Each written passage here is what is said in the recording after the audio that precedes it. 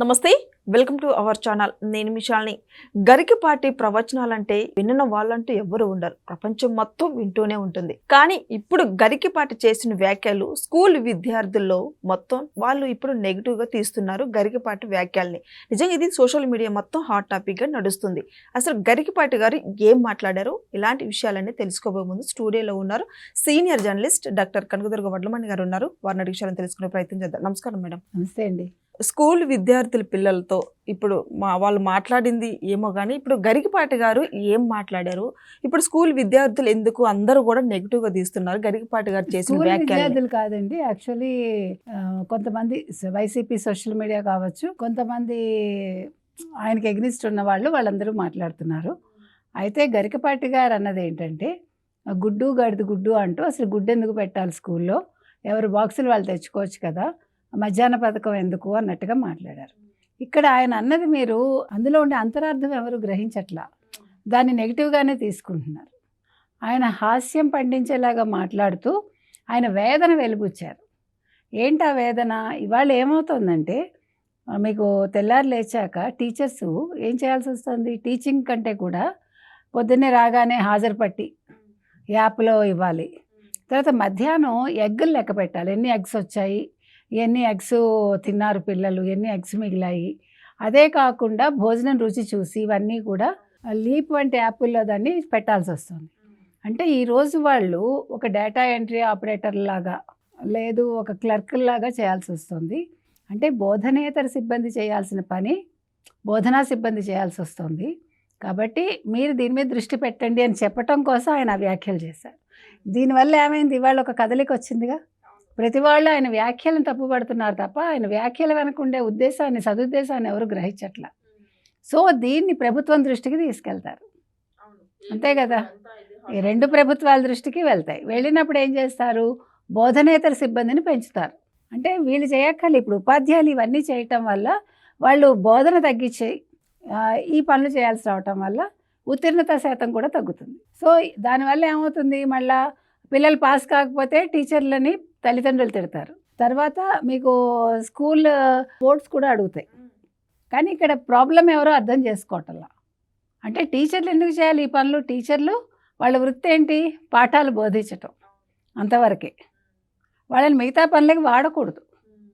అది చెప్పడం కోసం ఆయన ఏం చేశారంటే, ఆయన అవధానాలు చేస్తారు కాబట్టి అవధానాల్లో మీకు అప్రస్తుత ప్రసంగం ఉంటుంది, అన్నీ రకరకాలుగా 8 అంశాలు ఉంటాయి. అట్లా ఆయన మీకు సాహిత్యంలో వ్యంగ్యోక్తి అని ఉంటుంది. అంటే మీరు చెప్పదలుచుకున్న దాన్ని డైరెక్ట్గా చెప్పకుండా ఇండైరెక్ట్గా మీరు మాట విరుపులో చెప్తాం. మనం భలే అందంగా ఉంది ఆవిడ అంటారు, నిజంగా ఆవిడ అందంగా ఉందని కాదు, భలే కట్టావులే అంటే బాగా కట్టలేదని.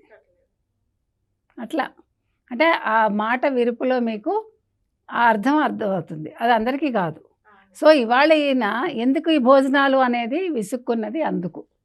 ఆయన ఒక స్కూల్ నడిపారు, ఆయన లెక్చరర్గా చేశారు, తర్వాత ప్రిన్సిపల్గా చేశారు, అన్నీ చేశారు.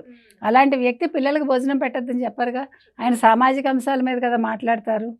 ఆయన మీద ఇవాళ విరుచుకుపడిపోయి ఈయన ప్రవచనాలు చెప్పకూడదు, ఈయన ఏంటి మాట్లాడుతున్నాడు, వాడు వీడు అంటూ మనం వాళ్ళ విద్యకి లేకపోతే వాళ్ళలో ఉండే విద్వత్తుకి మనం గౌరవం ఇవ్వాలి.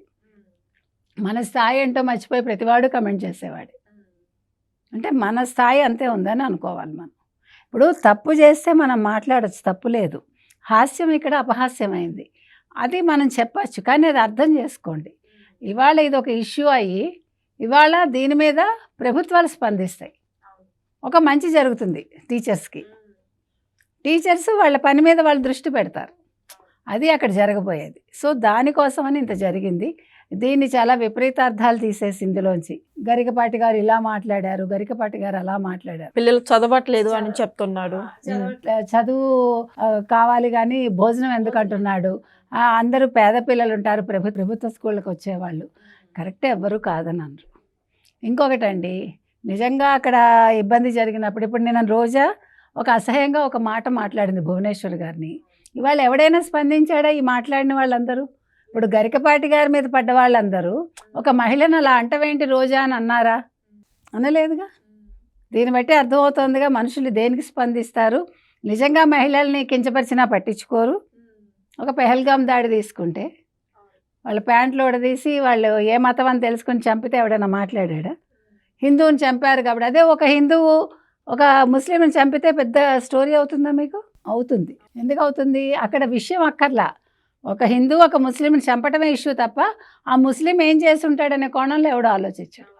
అందుకని నేను చెప్పేది ఏంటంటే ఇవాళ గరికపాటి గారి వ్యాఖ్యల్ని మీరు తిట్టే ముందు ఆయన్ని, లేకపోతే ఆయన వ్యాఖ్యల్ని మీరు నెగిటివ్గా చూసే ముందు అందులో ఉండే అంతరార్థం ఏమిటి, ఆయన ఆంతర్యం ఏమిటి తెలుసుకోండి, ఆ తర్వాత మీరు మాట్లాడండి అని చెప్తున్నాం. మేడం, ఇటీవల మనం చూసుకున్నాం స్కూల్లో కొంతమంది పిల్లలకు భోజనాలు పెట్టేటప్పుడు కూడా పురుగులు వస్తున్నాయని ఇట్లా సోషల్ మీడియాలో నెగిటివ్గా కామెంట్లు పెట్టడం, నెగిటివ్గా వీడియోలు పెట్టడం జరుగుతుంది. అంటే ఇప్పుడు మొన్న ఒక స్కూల్లో జరిగింది. అది ఒక ఆయన ప్రధానోపాధ్యాయుడు జాన్ అని ఆయన వైసీపీ మనిషి కావాలని చేశాడు. అందుకనే సస్పెండ్ చేశారు ఆయన. లోకేష్ కూడా ఆకస్మికంగా తనిఖీ చేసి భోజనం నాణ్యత చూశారు. తర్వాత ఇప్పుడు దీని మీద కూడా ఎక్కువ వైరల్ చేస్తున్నది లెఫ్ట్కి సంబంధించిన వాళ్ళు, లేదంటే వైసీపీ వాళ్ళే గరికపాటిని ఎక్కువ హేళన చేస్తూ ఆయన తిడుతూ పోస్టులు పెట్టడం కానీ వీడియోలు చేయడం కానీ చేస్తున్నారు. అది మేడం, మరి ఇప్పుడు ప్రభుత్వం ఎలాంటి చర్యలు తీసుకోబోతుంది? ఇప్పుడు అంటే గరికపాటి మరి గారు లోకేష్ గారు స్పందించాలి, ఇక్కడ విద్యాశాఖ మంత్రి తెలంగాణలో స్పందించాలి. అంటే ఈ అంశం మీద దృష్టి పెట్టి టీచర్ల మీద పనిభారం తగ్గిస్తే మీకు మంచి ఉత్తీర్ణత శాతం వస్తుంది. తర్వాత గరికపాటి గారి వ్యాఖ్యల్ని తప్పుపట్టే వాళ్ళందరూ కూడా ఒకసారి పునరాలోచించుకుంటే బాగుంటుంది. ఎందుకంటే ఆయన ఏ ఉద్దేశంతో అన్నారు, ఎందుకన్నారు? ఆయన ఉద్దేశం యాక్చువల్గా పిల్లలకి భోజనం పెట్టకూడదని కాదు, భోజనం పెట్టండి కానీ ఉపాధ్యాయులను ఇబ్బంది పెట్టకండి అనేది ఆయన ఉద్దేశం. వాళ్ళ చేత క్లరికల్ జాబ్స్ లేకపోతే డేటా ఎంట్రీ ఆపరేటర్ లాగా వాళ్ళని వాడుకోవద్దు, వాళ్ళ వృత్తిని వాళ్ళు గౌరవించేలాగా, వాళ్ళ వృత్తిని వాళ్ళ నిబద్ధతతో చేసేలాగా చూడండి అనేదే వారి ఉద్దేశం. కాబట్టి దీన్ని అందరూ తెలుసుకోవాలని మనం చెప్తున్నాం. Okay, thank you madam. Thank you.